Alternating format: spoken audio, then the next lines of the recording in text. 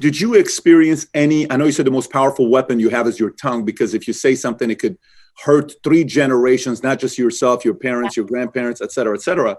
But, you know, there has to be an element of somebody being rebellious. And if there was somebody that was rebellious, if you do remember, what typically happened to somebody that was rebellious against a regime like that?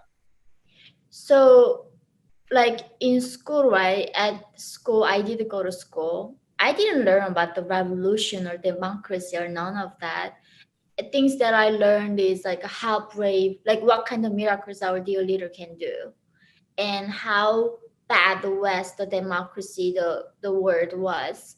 And everything was brainwashing in school. Like even like learning math was like there are 4 American bastards. You kill 2 of them. Then how many American bastards left to kill? At like 5, 6 years old, you say 2 American bastards.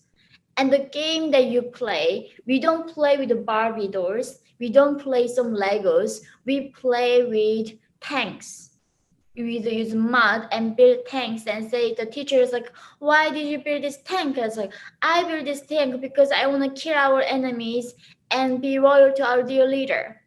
And like we build this snowman in school, and we bring like hot boiling water and pour on top of the snowman, and that snowman we makes like American monster, and we say, hey, American enemies are gone.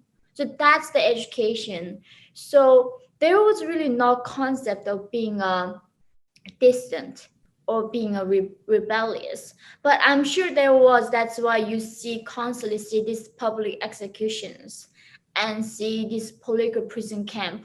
People in our neighborhoods disappear all the time, and we always have to go to see public trial and public execution.